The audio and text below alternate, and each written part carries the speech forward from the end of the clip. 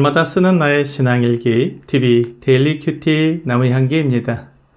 오늘은 히브리서 10장 26절부터 29절을 묵상하겠습니다. 우리가 진리를 아는 지식을 받은 후 짐짓 죄를 범한 즉 다시 속지 않은 제사가 없고 오직 무서운 마음으로 심판을 기다리는 것과 대적하는 자를 태울 맹렬한 불만이 있으리라. 모세의 법을 폐한 자도 두세 증인으로 말미암아 불쌍히 여김을 받지 못하고 죽었거든. 하물며 하나님의 아들을 짓밟고 자기를 거룩하게 한 언약의 피를 부정한 것으로 여기고 은혜의 성령을 욕되게 하는 자가 당연히 받을 형벌은 얼마나 더 무겁겠느냐. 너희는 생각하라. 오늘 본문은 지금까지 히브리서에서 말해온 믿음을 버리고 주님을 배반하는 사람에 대해 구체적으로 말씀해주고 있습니다. 많은 분들이 하나님께서 약속해 주신 예수 그리스도를 믿음으로 얻은 영원한 속죄와 배교함으로 속죄하지 못하고 영원한 멸망에 들어가게 된다는 것이 서로 충돌한다고 생각합니다. 예수님을 믿은 사람에게 주신 영원한 생명이 죄를 지으면 사라지게 되는 것으로 오해하는 것입니다. 우리가 죄를 지으면 주님을 배반하는 것, 하나님을 떠난 것으로 오해하기 때문입니다. 지금까지 히브리서에서 말하고 있는 믿음을 버리고 유대교로 돌아가는 것과 우리가 이 세상을 살면서 육체로 죄를 짓는 것은 다른 것입니다. 사람이 육체의 연약함으로 죄를 지을 수밖에 없다는 것을 하나님께서 잘 알고 계십니다. 그래서 하나님의 아들께서 자기 몸을 희생하셔서 우리의 죄를 용서해 주신 것입니다. 주님께서 우리 죄를 위해 치르신 값은 완전하고 영원하기 때문에 한 번의 제사로 영원히 온전하게 되었습니다. 그러므로 다시 제사 드릴 것이 없습니다. 여기에는 사람들이 가진 육체의 연약함 때문에 다시 죄를 지을 수 있다는 전제가 들어있는 것입니다. 그렇다고 우리가 다시 죄를 지어도 된다고 말씀을 드리는 것은 아닙니다. 예수 그리스도를 믿고 거듭난 그리스도인은 다시 죄를 짓지 않아야 합니다. 하지만 그것이 율법처럼 다시 죄를 지으면 주 예수님의 속죄의 효력이 사라지는 것을 말하는 것은 아닙니다. 주 예수님의 속죄의 효력은 영원합니다. 그러므로 우리가 믿은 후에 죄를 짓는 모든 것을 다 용서해 주신 것입니다. 그렇지만 우리는 할 수 있는 대로 죄를 짓지 않고 거룩한 삶을 살도록 최선을 다하는 것입니다. 그러나 배교는 다릅니다. 배교는 믿음과 관계가 있기 때문입니다. 죄는 행위와 관련이 되어 있지만 배교는 믿음과 관련이 되어 있습니다. 우리가 죄를 지을 때 예를 들어 거짓말을 하거나 물건을 훔칠 때 예수님이 하나님의 아들이심을 부인하는 것은 아닙니다. 욕심이 나를 주장함으로 죄를 짓게 되는 것입니다. 그런데 배교는 우리의 믿음을 부인하는 것입니다. 본문 29절은 하나님의 아들을 짓밟고 라고 말씀하고 있습니다.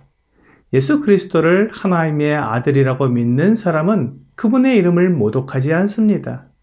그러나 만일 예수 그리스도가 무슨 하나님의 아들이냐고 말하면서 예수님을 완전히 부인한다면 그것은 예수님을 믿지 않는 것입니다. 또한 자기를 거룩하게 한 언약의 피를 부정한 것으로 여기고라는 말씀처럼 예수님께서 나의 모든 죄를 다 용서하기 위해 흘리신 피를 인정하지 않고 예수님이 십자가에 달려 죽으신 것은 그의 죄 때문이며 그는 죄인으로서 죽은 것이지 그 피가 나를 용서하는 것은 아니다. 예수가 죄인으로 죽은 것이기에 돼지의 피처럼 부정한 피일 뿐이다 라고 말한다면 그는 예수 그리스도의 영원한 속죄를 믿지 않는 사람입니다. 마지막으로 은혜의 성령을 욕되게 하는 자는 예수 그리스도를 믿음으로 하나님의 자녀가 된 자에게 주시는 하나님의 도장인 성령님을 부인하고 예수 믿는 사람들이 하는 여러 가지 이적들은 성령님이 하시는 일이 아니고 속임수이며 귀신의 일이라고 말한다면 그 사람은 하나님을 믿지 않는 사람일 것입니다. 이 사람이 행위로 죄를 지은 것은 없습니다. 그가 몇 마디 말만 했을 뿐입니다. 그렇기 때문에 이 사람은 행위로 잘못을 하는 것이 아니고 그의 말 속에 들어있는 불신, 거절로 인해 그가 예수님을 배반한 것입니다. 그가 진리를 아는 지식을 들었고 그 내용을 잘 알고 있었습니다. 율법으로는 의롭다 하심을 받을 사람이 없고 오직 하나님께서 예비하신 구원자를 통해 의롭게 된다는 사실을 알고 있었던 것입니다. 그리고 그 구원자가 예수 그리스도이심을 알고 있었습니다. 그런데도 예수 그리스도를 거절하는 것이 짐짓 죄를 짓는 것입니다. 그가 예수 그리스도의 영원한 속죄를 알고 있으면서도 그것을 거절했기 때문에 다시 속죄하는 제사가 없는 것입니다. 배교자가 짓는 죄는 믿음을 거절한 죄입니다. 그에게는 하나님의 심판이 기다리고 있으며 결국 둘째 사망인 맹렬한 불에 던져질 것입니다. 요한일서 4장 9절과 10절은 하나님의 사랑이 우리에게 이렇게 나타난 바 되었으니 하나님이 자기의 독생자를 세상에 보내심은 그로 말미암아 우리를 살리려 하심이라. 사랑은 여기 있으니 우리가 하나님을 사랑한 것이 아니요 하나님이 우리를 사랑하사 우리 죄를 속하기 위하여 화목제물로 그 아들을 보내셨음이라 라고 말씀하고 있습니다. 하나님께서 우리를 살리려고 독생자를 보내주셨습니다. 그리고 우리의 죄를 속하기 위해 그 아들을 화목제물로 삼으셨습니다.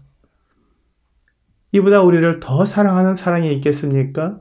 하나님의 이 사랑을 알면서도 그 사랑을 거절하고 영원하고 완전한 죄 용서를 무시하고 모욕한 사람은 다시 회복될 수 없습니다. 이것이 가룟 유다의 죄입니다. 그는 주 예수님의 제자로서 주님과 3년을 지냈습니다. 그가 주 예수님이 하신 말씀과 이적을 보고 알았습니다. 그러나 그는 예수님을 거절했습니다. 예수님을 대제사장들과 장로들에게 팔아버린 것입니다. 가룟 유다가 예수님을 하나님의 아들로 믿었다면 최소한 선지자 중 한 사람으로 믿었더라도 그가 예수님을 팔지 않았을 것입니다.